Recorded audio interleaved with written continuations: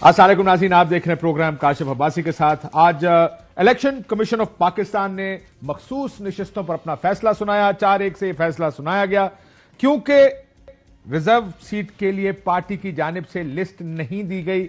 इस वजह से इलेक्शन कमीशन ऑफ पाकिस्तान ने यह फैसला किया कि ये नशिस्तें सुन्नी इत्तेहाद काउंसिल यानी तहरीक इंसाफ को नहीं दी जाएंगी, लेकिन ये खाली भी नहीं रहेंगी और ये शरअ या प्रोपोर्शन की बुनियाद पर उन सियासी जमातों को दी जाएंगी जो ऑलरेडी नेशनल असेंबली में मौजूद है। आइन देखें, एक इलेक्शन एक्ट है। आइन बड़ा वाज़ेह है कि सियासी जमातों को उनकी शरअ के मुताबिक सीटें दी जाएं, प्रोपोर्शन के मुताबिक। जितनी सीटें वो जनरल इलेक्शन में जीत के आए उसकी शरअ के मुताबिक उनको मखसूस नशिस्तें दी जाएंगी। सो आइन ये पाबंदी लगा देता है कि उससे ज्यादा सीटें तो नहीं मिल सकती। इलेक्शन एक्ट है दूसरी तरफ, जो एक सादा कानून है जो ये कहता है कि आपके पास एक इलेक्शन की लिस्ट जमा कराना एक सर्टेन तारीख पे जरूरी है। सो क्या फैसला किया इलेक्शन कमीशन ऑफ पाकिस्तान ने? इलेक्शन कमीशन ऑफ पाकिस्तान ने यह फैसला किया कि जो आईनी पाबंदी है वो गैर जरूरी है और जो सादा कानून की पाबंदी है वो ज्यादा जरूरी है। आइन की वायलेशन जायज है, आइन पर अमल ना किया जाए वो जायज है, लेकिन सादा कानून पर अगर अमल ना किया जाए तो यह नाजायज है। ये मेरा ख्याल है मामला अब कोर्ट्स में जाएगा, कोर्ट्स ये फैसला करेंगे। जो ये फैसला है उसकी हद तक कम से कम इलेक्शन कमीशन ऑफ पाकिस्तान की ये दलील जरूर ठीक लगती है कि एक सर्टन टाइम फ्रेम में एक सियासी जमात ने अपनी मखसूस नशिस्तों की फहरिस्त देनी थी और वो time frame election commission of Pakistan मुख्तस करता या वो तारीख देता है कि इससे पहले जमा कराएं। लेकिन अब जबकि वो टाइम फ्रेम में नहीं आया आई लिस्ट सुन्नी इत्तेहाद काउंसिल की, तो इलेक्शन कमीशन ऑफ पाकिस्तान ने यह फैसला करना था अब क्या करें। क्या ये सारी सीटें उस पार्टी को दे दें जिसको सिर्फ प्रोपोर्शन के हिसाब से सीटें मिल सकती हैं, उससे ज्यादा नहीं मिल सकती, यानी पाकिस्तान पीपल्स पार्टी और मुस्लिम लीग नून? अगर आप खैबर पख्तूनख्वा असेंबली की तरफ चले जाएं तो जो मखसूस नशिस्तें हैं वो मैं निकाल देता हूं कि उसका नंबर क्या है, मेरे जहन से निकल रहा है। जो 5-6 दूसरे मेंबरान हैं, कोई एक नून लीग का है, कोई एक ANP का है, कोई 1-2 पीपल्स पार्टी के हैं, उनको लगता है ऐसे कि 5-5, 7-7, 8-8 सीटें खैबर पख्तूनख्वा असेंबली में मिल जाएंगी और एक बड़ा साइजेबल चंक उनका खड़ा हो जाएगा। सो ये जो फैसला किया है, मुझे लगता है ये कंटेस्ट तो होगा, लेकिन इसमें 2 चीजें कंटेस्ट होंगी। क्या सुन्नी इत्तेहाद काउंसिल को ये सीटें मिलने, ये एक चीज है, लेकिन क्या ये पीपल्स पार्टी और नून को मिल सकती हैं, ये बिल्कुल ये मुख्तलिफ चीज है। आज बिलावल भुट्टो साहब बड़ी जमहूरियत के नारे लगा रहे थे असेंबली में खड़े, लेकिन जो ही ये सीटों का मसला हुआ उनकी पार्टी भी पहुंच गई इलेक्शन कमीशन ऑफ पाकिस्तान। यदि ये सीटें तहरीक इंसाफ को नहीं दी जा सकती, हमें दे दें, जो कि उनको भी पता है कि जमहूरियत के स्पिरिट के खिलाफ है कि ये सीटें उनको दी जाएं और किसी और से ले ली जाएं। इसके ऊपर मुस्लिम लीग नून के बहुत से लोग अपना व्यू दे चुके हैं। क्या मुस्लिम लीग नून वाले सुना? अगर उनकी सीटें बनती हैं, उनको पार्टी का नाम रिस्टोर किया जाए और कुछ सीटें दे दी जाए। मैं उनकी इस बात को इंडोर्स करती हूं और सपोर्ट करती हूं कि जो सीट्स उनकी बनती हैं वो उनको दी जाए। लॉ के अंदर ये सीटें हमें नहीं मिल सकती, न मिलनी चाहिए। इन सीटों के लिए जाके झोली फैला देना PPP और PMLN का ये ऐन जमहूरी इक़दाम है। उनका इन सीटों में कोई हक नहीं। जो उन्होंने कौमी असेंबली में सीटें ली हैं उसी के तनासुब से उनको रिजर्व सीटें मिलेंगी, दूसरे की सीट लेकर उसको दे नहीं सकते। सो इस बात पर तो नून वाले भी तमाम के तमाम मुत्तफिक थे कि सीटें कम से कम नून या पीपल्स पार्टी को नहीं मिल सकती। इसलिए इलेक्शन कमीशन को यह फैसला करना था कि उनको नहीं तो फिर किसको। लेकिन अब देखते हैं कोर्ट्स इस पर क्या फैसला करते हैं। लेकिन इलेक्शन कमीशन ऑफ पाकिस्तान की हालिया तारीख पर नजर डालें तो उनके अक्सरियती फैसले तहरीक इंसाफ के खिलाफ आए। आपको याद होगा सुप्रीम कोर्ट ऑफ पाकिस्तान ने यह फैसला दिया था कि 14 मई को खैबर पख्तूनख्वा और पंजाब के इलेक्शंस कराए जाए या पंजाब के इलेक्शंस कराए जाए। वो फैसला मौजूद था, लेकिन इलेक्शन कमीशन ऑफ पाकिस्तान ने वो इलेक्शंस नहीं कराए। 22 दिसंबर 2023 को उन्होंने एक इंट्रा पार्टी इलेक्शन ना करवाने पर बल्ले का निशान तहरीक इंसाफ से वापस ले लिया। उनका ख्याल था कि 14 लोग जो कंप्लेन लेकर आए थे उनका हक ज्यादा अहम है उन करोड़ों लोगों से जो वोट डालने की ख्वाहिश रखते हैं किसी सियासी जमात को। जो इलेक्शन कैंपेन थी, 800 के करीब तहरीक इंसाफ के लोगों के कागजात नामजदगी मुस्तरद किए गए। 3 जनवरी 2024 को जब पेशावर हाईकोर्ट ने बल्ले का निशान वापस किया तो बहुत से लोगों का ख्याल था कि यहां पर उसको रुक जाना चाहिए, इलेक्शन कमीशन को सुप्रीम कोर्ट नहीं जाना चाहिए। लेकिन इलेक्शन कमीशन ये पिटीशन लेकर फिर सुप्रीम कोर्ट भी चला गया। ऐसा लगता था वो चाहते थे कि किसी तरह ये निशान उसको ना मिले। 13 जनवरी तहरीक इंसाफ ने फैसला किया कि पीटीआई नजरियाती के टिकट पर हमने इलेक्शन लड़ना, वो भी एक रजिस्टर्ड सियासी जमात है। उन्हें कहा हमें बल्लेबाज का इंतखाबी निशान सबको एक जैसा मिल जाएगा। फौरन आनन फानन एक फैसला इलेक्शन कमीशन ऑफ पाकिस्तान की जानिब से आया कि without leaving his previous party, यानी पुरानी पार्टी छोड़े बगैर और नई पार्टी का मेंबर बने बगैर इलेक्शन सिंबल किसी और पार्टी से के सिंबल पर इलेक्शन नहीं लड़ा जा सकता। और ये 203(3) ऑफ इलेक्शन एक्ट 2017 की खिलाफ वर्जी है। लेकिन यह नजर नहीं आया कि पीपल्स पार्टी पार्लियामेंटेरियंस वाले, पाकिस्तान पीपल्स पार्टी के तमाम लोग उस टिकट पे इलेक्शन लड़ते हैं। बिलावल भुट्टो चेयरमैन है पाकिस्तान पीपल्स पार्टी के, लेकिन इलेक्शन लड़ते हैं पाकिस्तान पीपल्स पार्टी पार्लियामेंटेरियन के टिकट पर। लेकिन जाहिर है बहुत कुछ देखा गया इन दिनों में, और अब उन्होंने ये भी फैसला किया, सो तवक्को के मुताबिक ही था शायद ये फैसला, लेकिन इसमें भी दोनों साइड के मेरिट्स मौजूद हैं। मोहसिन रांझा साहब हमारे साथ मौजूद हैं, बहुत शुक्रिया। मुस्लिम लीग नून से आपका ताल्लुक है, सलमान अकरम राजा साहब पाकिस्तान तहरीक इंसाफ से ताल्लुक है, और वाडा साहब का जहां से ताल्लुक है वो तो बड़े दिनों पहले अपनी एक ट्वीट में ये बता चुके हैं कि ये सीटें वैसे भी तहरीक इंसाफ को नहीं मिलेंगी। उनका कहना था सुन्नी इत्तेहाद काउंसिल की मखसूस नशिस्तों का मामला क्योंकि कानूनी है तो फिर ना ही समझें, और सीटें बनती भी नहीं है।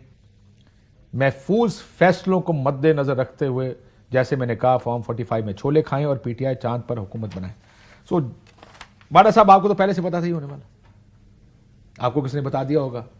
चलें आप सवाल कर लें सर। मैं ये पूछ रहा हूं आपको पता था पहले से, किसने बताया था आपको? क्योंकि कानूनी मामला था और सीटें बनती नहीं थी और लिस्ट दी भी नहीं थी, तो अंडरस्टूड सी चीज़ थी। और चांद पे उन्होंने हुकूमत बनानी थी क्योंकि उनको यहाँ तो मौला जट की सियासत से फारिग ही नहीं है। वो यहाँ उधर गवादर में क्या हो रहा है, गरीब मर रहा है, किसी को किसी की फिक्र थोड़ी है। कोई आके वजीर आजम बन के जो हैं शहबाज शरीफ साहब, उनको खुद यकीन नहीं है कि वजीर आजम, वो कह रहे हैं तो मैं मुबारकबाद देता हूँ कि मुझे अपोजिशन लीडर बना। वो भी गलत कह रहे थे, ठीक है। अगर असल सीटें हो तो वो लीडर ऑफ द ऑपोजिशन भी नहीं बनते, ठीक है। आप जानते हैं ना इस बात को, वो पीपल्स पार्टी से लीडर ऑफ द ऑपोजिशन आना। ठीक है, तो मैं आपको यही समझा रहा हूँ कि यहाँ तो हर एक गंगा ही उल्टी बह रही है, बट ये तो रिटर्न ऑन द वॉल था, ठीक है। इसका अंडरस्टूड सी चीज थी। जब भी पाकिस्तान में सर बिल्कुल रिटर्न ऑन द वॉल नहीं था, क्योंकि बाप पार्टी के केस में ये फैसला इलेक्शन कमीशन पाकिस्तान ने 2019 में दिया। जब कबायली इलाके से सीटें मर्जर हुआ, उसके बाद जब सीटें निकली तो 2019 में फाटा के मर्जर के बाद जो इलेक्शन हुए वहां से 3 आजाद अरकान ने एक पार्लियामानी पार्टी की बुनियाद रखी थी जिसका नाम बाप पार्टी था, बलोचिस्तान अवामी पार्टी, और उसकी एक मखसूस नशिस्त खातून को उनको दे दी गई थी। तो आपने कहा जो बाप होता है ना वो बाप ही रहता है, इसको हमेशा जिंदगी में याद रखा करें। मैं आप लोगों को बार बार समझाता हूँ, चाहे वो पॉलिटिकल बाप हो, चाहे आपका बायोलॉजिकल बाप हो, चाहे वो सियासी बाप तो इमरान खान साहब थे, मैंने तो उसमें कोई अभी तक है। ठीक है, मैंने तो कहा वो मेरे बोसन थे, मैंने तो उसके बाद बोसन शिकीरी की।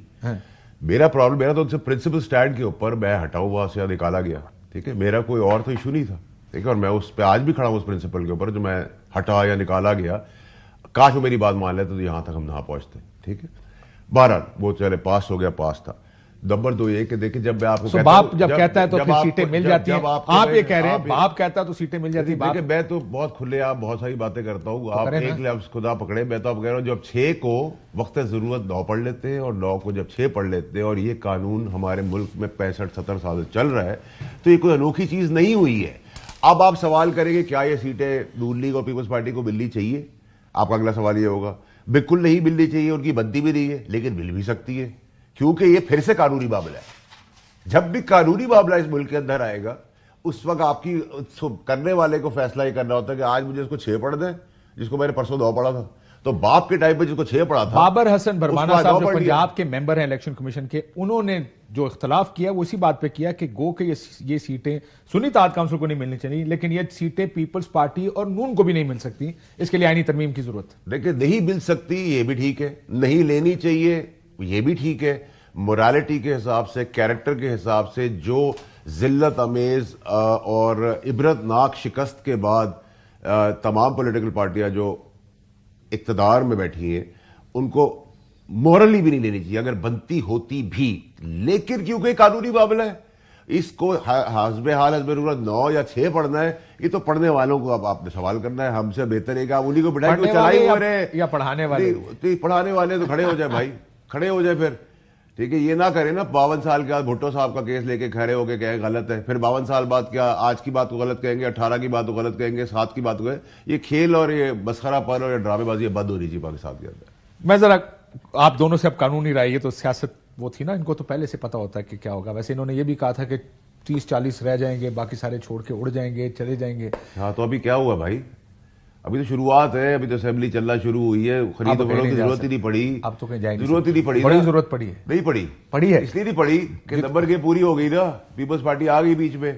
पीपल्स पार्टी आपने कहा आपने आप ही के या किसी और टेलीविजन शो में फिर अमेंड भी किया कि अब जरूरत नहीं है खरीदो फरोख्त की, लेकिन इसमें भी अभी तो सब कुछ शुरुआत है। अभी तो बहुत सारे लोग जो आपको इक़्तिदार में नजर आ रहे हैं वो अगले दिनों में शायद नजर भी ना आए। तो आपने तो कहा था ना मंडी लगेगी, लेकिन कितनी बदकिस्मती की बात है कि हम कितने खुलेआम ही कर। पहले ये चीजें आपको पता छुप छुपा के होती थी, किसको पता नहीं चलता था। अब तो कभी सिंधा उसमें मंडी लगा लेते हैं, कभी ये जीते हुए आए मंडी लगा लेते हैं। आप भी ना बड़े रियलिस्टिक आदमी। रियलिस्टिक सिचुएशन ये है कि सियासी तौर पे किसी के पास सब बरहना खड़े हैं, अब छुपाने के लिए कुछ है ही नहीं हमारे पास। अब जब बरहना है आप तो यू डोंट इवन हैव, सब नंगे हो गए हैं। हाँ, तो मैं दंगा कहता हूं तो आप सेंसर कर देते। नहीं, क्यों ना सही, मैं तो मानता हूं आपकी बात, सब नंगे हो गए हैं। मैं तो कह रहा हूं, मैं तो जब दंगा यूज करता था तो कहा बरहना यूज कर ले, तो मुझे सीखना पड़ा। ठीक है, तो टेक्निकली तो we are expose, naked, stripped, नंगे हैं सारे। I hope everyone realises it कि ये जो बरहनापन है, नंगापन है, ये मुल्क ऐसे नहीं चला करते। सलमान साहब, मैं जरा एक आईनी कानूनी व्यू ले लूं। सलमान साहब, आपने कहा इलेक्शन कमीशन रिजाइन करे, ये अली जफर साहब ने कहा, बट इलेक्शन कमीशन का फैसला पढ़ के देखें, मेरिट्स तो इस बात पे भी हैं कि अगर लिस्ट नहीं दी तो क्या करना है। बड़ी इंटरेस्टिंग एक चीज इस फैसले में लिखी है।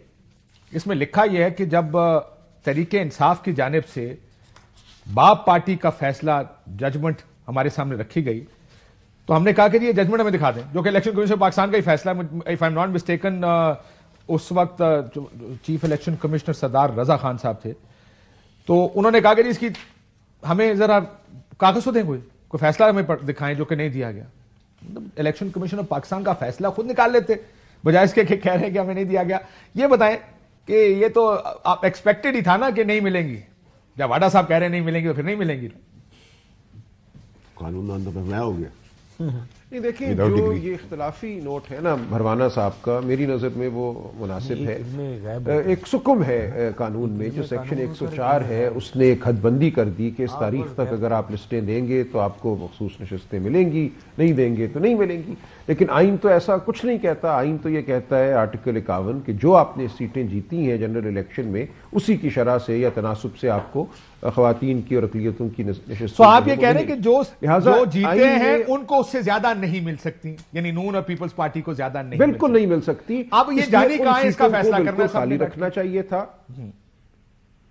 देखिए, मामला सुप्रीम कोर्ट में ही जाएगा और तो कोई फैसला हतमी नहीं होगा। सुप्रीम कोर्ट को यह फैसला करना है मेरी नजर में कि सेक्शन 104 इलेक्शन एक्ट का जो ये कदगन लगाता है कि फलां तारीख तक लिस्ट जमा कराओ, उसके बाद खा जितनी भी सीटें जीतोगे नेशनल असेंबली में, सूबाई असेंबली में, तुम्हें मखसूस नशस्तें नहीं मिलेंगी, वो कदगन मेरी नजर में गैर आईनी है।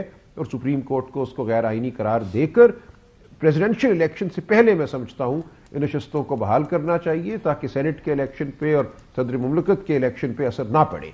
क्योंकि जल्दी या बदेर मेरी नजर में सेक्शन 104 को हटना है, उसको कोई ना कोई अदालत, सुप्रीम कोर्ट बिलाखिर जरूर कलअदम करार दे। सर, सो आप ये कह रहे हैं सलमान साहब, if I understood you right, कि ये जो इजाफी नोट लिखा गया है ये करीब तर है, आपका ख्याल है, आईनी और कानूनी पोजीशन के, जो भरवाना साहब ने लिखा है। उन्होंने कहा कि तहरीक इंसाफ या सुन्नी इत्तेहाद काउंसिल को तो नहीं मिलनी चाहिए, लेकिन ये पीपल्स पार्टी और नून को भी नहीं मिलनी चाहिए। ये ज्यादा करीब तर है आपके ख्याल में?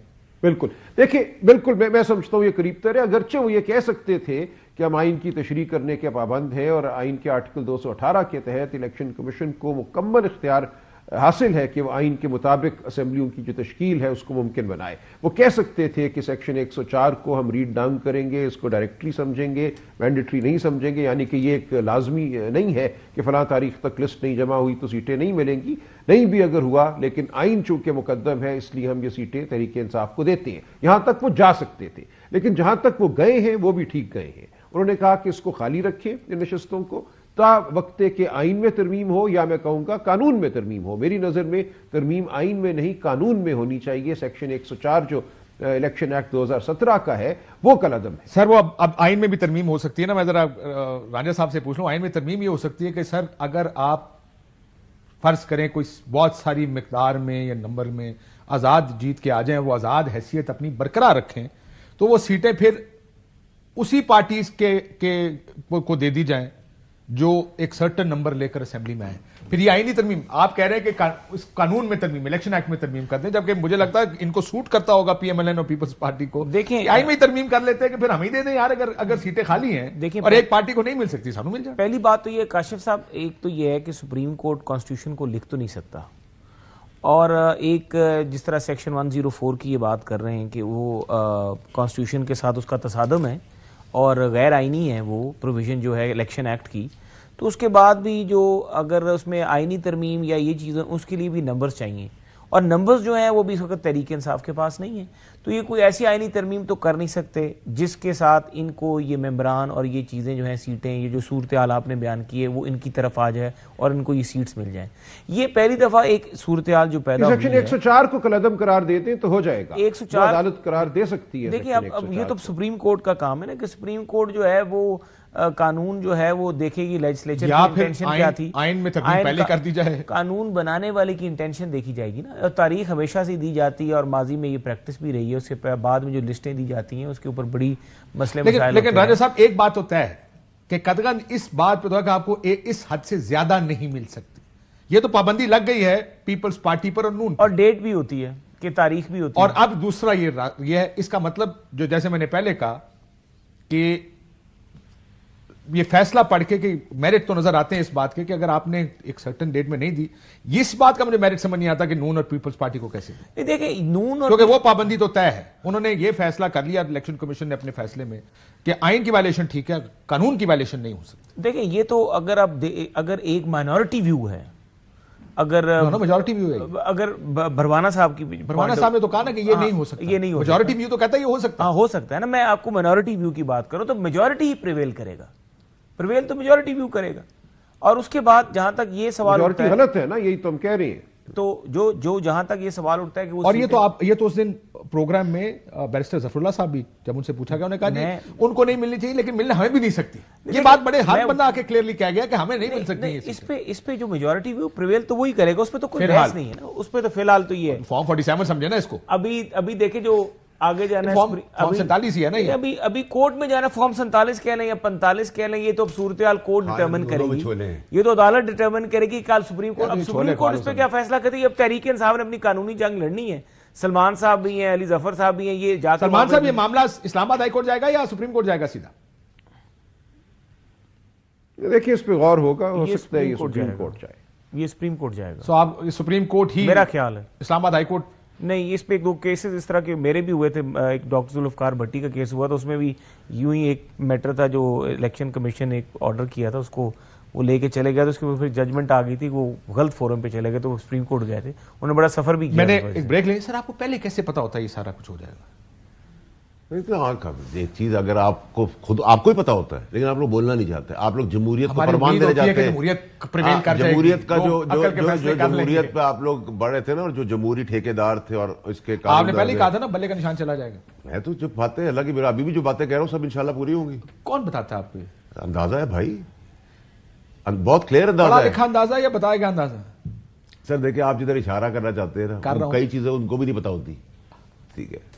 तो कुछ चीजें जो ग्राउंड रियलिटी के ऊपर होती है ना, लोगों के पास चिड़िया और कबूतर होते हैं, आपके पास पूरा औकाब है जो सारों को खा जाता है। बात है सर, अगर आप ग्राउंड पे पंजाब में लाहौर में फोन करते और आपके पुराने डीसी आईजी डीआईजी दोस्त होते, वो आपको बताते ग्राउंड पे है क्या और हो क्या रहा था इलेक्शन वाले दिन, ठीक है? तो अंडरस्टूड था ना, यही ग्राउंड वर्क हमने 4 महीने पहले कर लिया था, तो हमें अंदाजा था।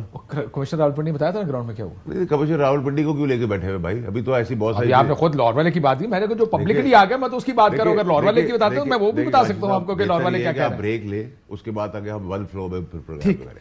मैं लाहौर वाले क्या कहते हैं वो भी मैं आपको बता सकता हूं, सुन तो आपने लिया होगा। हाँ, मैं तो उसमें कोई शक नहीं है। कितनी जीती है नून लाहौर से? 44 सीटें टोटल। इनसे पूछे ना सर, सामने बैठे, मैं दूध का रिप्रेजेंटेटिव थोड़ी यार, आपसे पूछ रहा हूँ, असल चीजें तो अंदर की आपको पता होती है। जब आपने बुजदार 2 आपको मिल गया है पंजाब की सूरत में, अब खुश में रहना, और जिन्होंने आपको पाबंद किया था आइन और कानून और जमहूरियत के जो ठेकेदार थे, जो कह रहे थे जमहूरियत परवान चढ़ेगी, केयर टेकर गवर्नमेंट को आगे बढ़ाना गुनाह कबीरा है, अब उनको बताया कि जी जमहूरियत आ गई, जमहूरियत में लोग एक दूसरे को गालियां दे रहे, बरहना कर रहे, नंगा कर रहे, गरीब आदमी पिस रहा है। आने से पहले 11 रुपए पेट्रोल बढ़ चुका है, मजीद इंशाल्लाह तबाही की तरफ हम पढ़ रहे हैं। इसलिए पढ़ रहे हैं भाई कि एक बार जिसने बिगाड़ की है उससे आप कह रहे ठीक करो, और जो नून लीग और पीपल्स पार्टी एक तरफ खड़ी है, उनको आपने देखा वो मेले लगा के बैठे हुए, 20-20 बॉडीगार्ड बने हुए एमएनए उनके, वहां दूसरे जो चांद की पार्टी है, मैं यही तो समझा रहा हूं। तो फिर आप किधर इस अवान में आप कर क्या रहे हैं?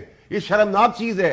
इस अवान में आप गए इसलिए थे कि आप गरीब का, वोटर का कोई भला करेंगे, लेकिन आप लोग अवान की जो इज्जत करनी चाहिए ना, हम अवान की इज्जत ज़बानी कलामी करते हैं। आज भी मैंने सुना, ब्रेक के बाद इसके ऊपर बात कर लेते हैं, मैंने आज बिलावल साहब को सुना, उन्होंने कहा ये हम पर जमहूरियत करेंगे, तुम who the hell are you to talk to me about democracy.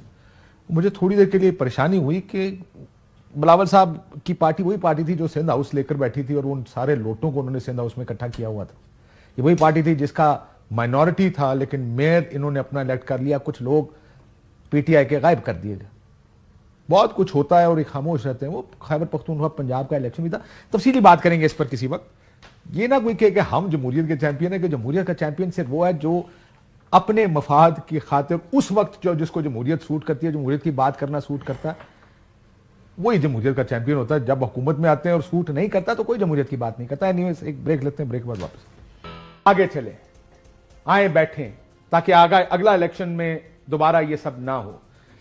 ये जो ऑफर आज दी गई है, how do you see this? नहीं, ये ठीक बात नहीं है। आपको इस इलेक्शन को पहले देखना होगा। एक जुडिशल कमीशन बनना चाहिए जो मुकम्मल तहकीकात करे, जो बात हम कर रहे हैं उनको सुने, साबित करे कि जो मैं कह रहा हूं वो झूठ है, फिर हम आगे बढ़ेंगे। उससे आपको पता चलेगा कि हुआ क्या और आगे तदारुक करने का तरीका क्या है। ये कह देना हवा में कि बस आओ अब कमेटियां खेलो हमारे साथ, इलेक्शन को भूल जाओ, अगला इलेक्शन आएगा तो करेंगे, ऐसे नहीं होगा।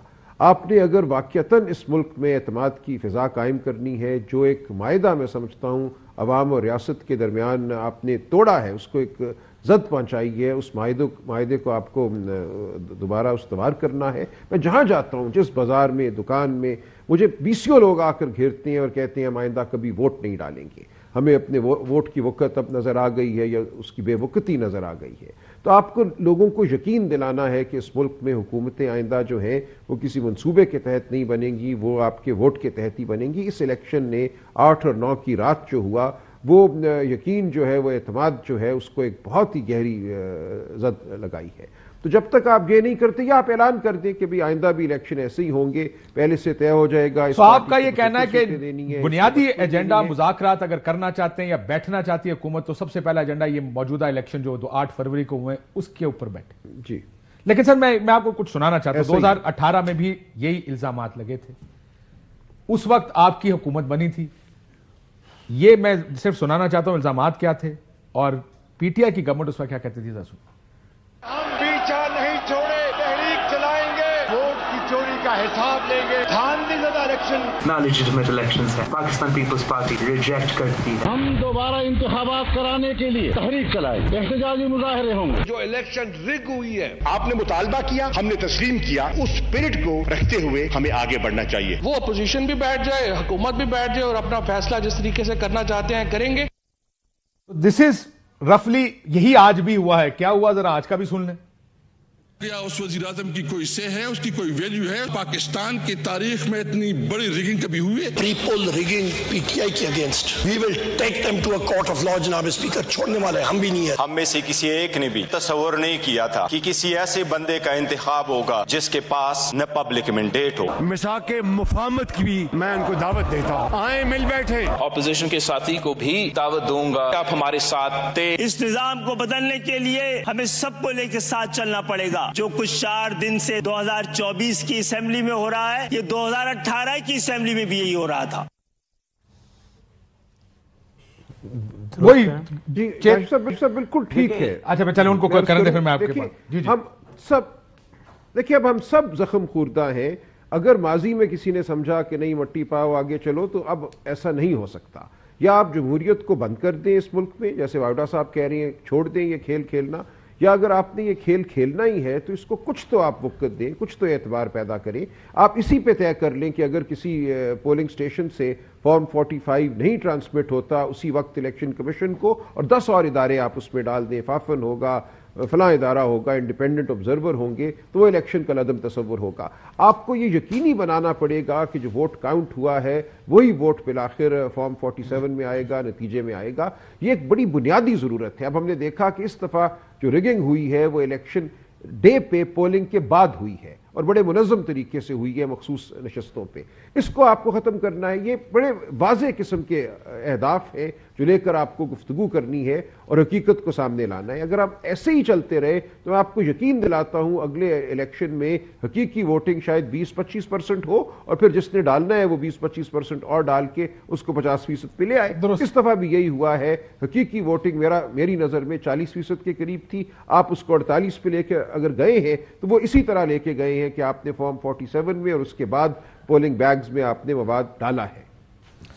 देखिए मैं आपकी जब हुकूमत भी आई आपने इतना शोर डाला जैसे हमने दिखाया। 2018 के इलेक्शन रिग हुए, उसमें हम सब जानते हैं कि इलेक्शन से पहले साउथ पंजाब महाज बना, इलेक्शन वाले दिन आरटीएस बैठा। इस दफा इलेक्शन मैनेजमेंट सिस्टम या तो चल गया या बैठ गया, इनमें दोनों से कोई एक काम हुआ है क्योंकि इलेक्शन तो मैनेज हो गए। लेकिन आगे चले, उस वक्त क्योंकि आप रिसीविंग एंड पर थे, आप कहते थे बिल्कुल नहीं चलने देंगे, निजाम नहीं चलेगा, और वो कहते थे आए बैठ जाए। आज आप वो कह रहे हैं जो वो कहते थे पहले। हर इलेक्शन में ऐसे ही करना। काशिफ साहब, हम इनके साथ इनको ठीक है, हमने रिगिंग के ऊपर अपने इल्जामात उठाए थे और हर बंदा ही मुतासरीन में शामिल था। जो लोग पार्लियामेंट में पहुंचे थे वो भी अपनी जिस तरह से जंग लड़के, मैं अपनी जाती हैसियत में अपने जाती तजर्बे की बुनियाद पर भी ये बात कर रहा हूँ कि 2018 में मेरा भी इलेक्शन चोरी हो रहा था और मुझे भी रिटर्निंग 22 पहले 600 से फिर 2600 से और फिर जैसे जैसे रिकाउंट हो रही थी तो मेरा वोट बढ़ता जा रहा था। उस तरह फिर उन्होंने, मेरे मुखालिफ ने अपनी एप्लीकेशन जो थी वो वापस ले ली थी। अच्छा आदमी था, ठीक है। अब उसने क्या किया, कि उसको पता लग गया। खैर अब बात मैं आज की करता हूं कि अभी ये बात कर रहे हैं, हमने एक एहतजाज रिकॉर्ड कराया, इलेक्शन में धांधली हुई है, लेकिन साथ ही इमरान से बात की कि मिसाके मईशत पे बात हो सकती है, मुल्क की जो है खुशहाली उस पर बात हो सकती है, अमन की सूरत हाल को बेहतर करने के लिए बात हो सकती है, कश्मीर की सूरत हाल के ऊपर जो पाक भारत कशीदगी उस पर बात हो सकती है, कोरोना के जो मामलात हैं उस पर बात हो सकती है, जो कौमी इश्यूज थे हमने कहा उस पर बात हो सकती है। लेकिन इमरान ने क्या जवाब दिया?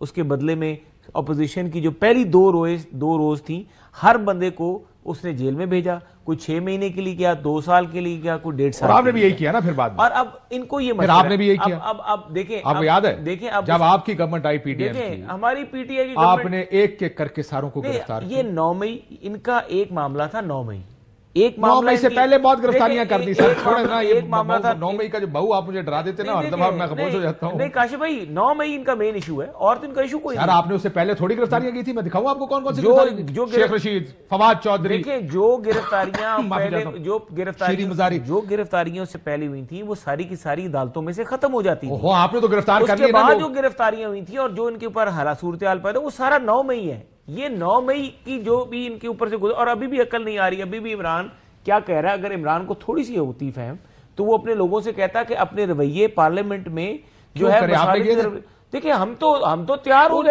अग्रीव पार्टी है वो, आप ये कहते हैं बस ये आपको जो हमने सीटें दी हैं आप खामोशी से बैठ जाए और ये कबूल कर लें। क्यों करें वो कबूल? सारे ये कह रहे हैं कि अगर कौमी इश्यूज पे तुम अपने आवाज उठाओ, अपने इलेक्शन के मामलात के ऊपर जाएं, रिगिंग की बात करें, पार्लियामेंट की कमेटी कॉन्स्टिट्यूट करवाएं, इलेक्शन कमीशन को लोगों को बीच में रखें, अदालतों को इन्वॉल्व करना करें।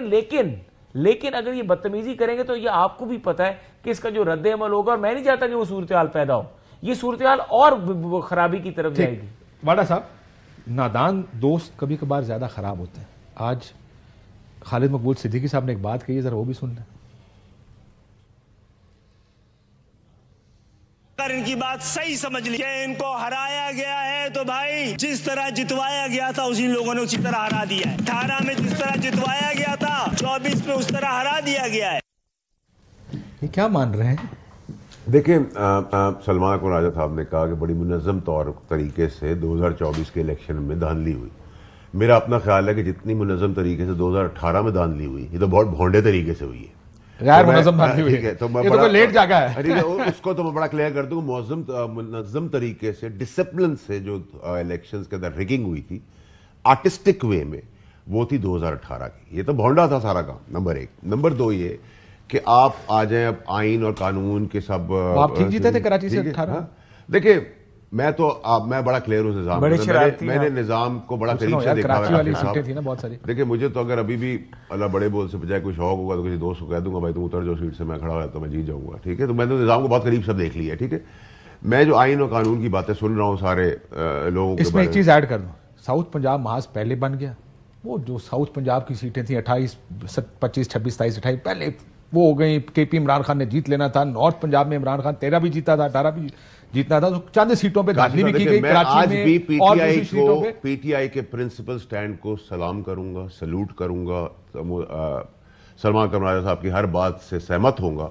केपीके की गवर्नमेंट छोड़ दें, अगर इतनी धांधली है, इतनी बेईमानी हुई है। ये नहीं हो सकता कि जिधर आप मेजोरिटी से जीते हो वो तो इलेक्शन ठीक था, जिधर आप हार गए हो नहीं, आप छोड़े ना। फिर आप अगर प्रिंसिपल की बात कर रहे हैं, प्रिंसिपल ये बात सुने, बात करें। मौलाना फजल रहमान अग्रीव पार्टी है, सुन, अग्रीव पार्टी है केपी की, सुने, केपी की अग्रीव पार्टी है, लेकिन पीटीआई से मिल रहे हैं। इसका मतलब उनको नहीं लगता कि उनको धांधली से, लेकिन वो अगेंस्ट ऑड्स या क्यों हरा दिया कि आपको जिस सूबे में मेजोरिटी मिल जाए। देखिए अब आप पहले बैकग्राउंड से बड़ा कमजोर आर्गुमेंट है, बड़ा क्लियर आर्गुमेंट, बड़ा कमजोर आर्गुमेंट। मेरी बात सुने, पीपल्स पार्टी सिंध में उनको आप नहीं हरा सकते।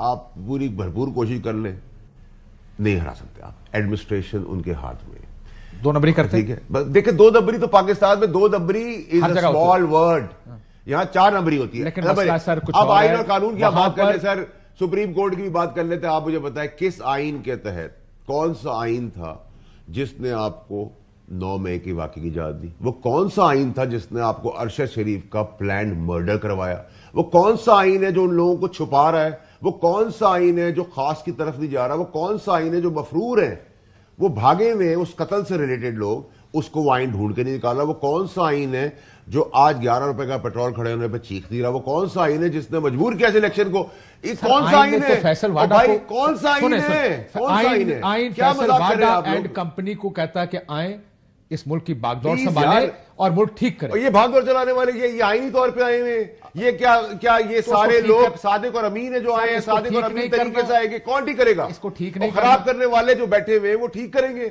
जिसने बिगाड़ किया वो ठीक करेंगे। चले, इसको फ्री आज नवाज शरीफ साहब आए आज या कल में जो असेंबली में, मेरे हिसाब से उनका ये लास्ट दौर है असेंबली का। उनको भी अंदाजा हो गया, होना भी नहीं चाहिए था, असूरत नहीं होना चाहिए था, लेकिन भाई की चले फरमाइश पे आगे, प्यार पे आगे। बात बताइए जरा, ये फुटेज देखें, बताइए मियां साहब और शहबाज साहब के जो हाथ मिलाने की कोशिश कर रहे हैं, मियां साहब हाथ मिलाने से इनकार कर रहे हैं, ये आखिर क्यों हुआ? वो झटक रहे, बेटी ने भी झटकाना, आपने देखा तो? ये तो बिल्कुल ही मैं समझता हूँ गैर मुनासिब बात है। वो आप देख रहे हैं उसके बीच में ये चीज लग नहीं रही। और ना अगर भाई के हल्फ की तकरीब पे आ सकते तो ये तो बात बनती नहीं है ना। ये आपके सियासतदान अपने मफाद के तहत ये फैसला करता है कि मैंने इस जगह जमहूरियत के पीछे खड़े होना है या जमीनी हकायक के पीछे। ये बात दुरुस्त है? गलत है। मैं दुरुस्त बात कर, 2018 में तहरीक इंसाफ खड़ी हुई इलेक्शन के पीछे और बाकी पीडीएम मुखालिफ थी कि धांधली हुई है।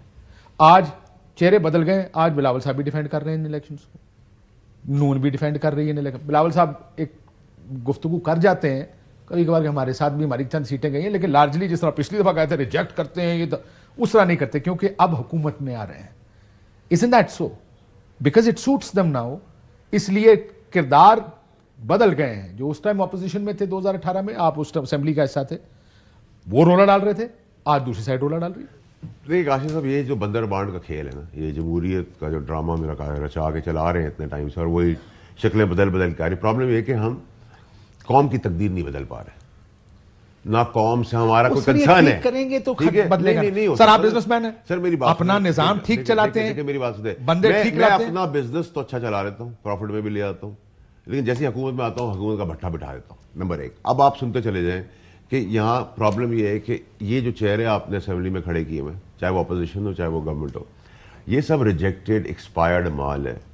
ये देखिए आइंदा आने वाले दिनों में जो पीपल्स पार्टी इनके साथ हमने वाला हम प्याला लेके चल रही है जमहूरियत की खातिर, वसीम उसके खातिर, ये पहले देंगे उनको थपकी नून लीग को, आगे बढ़ो फिर घसीटेंगे।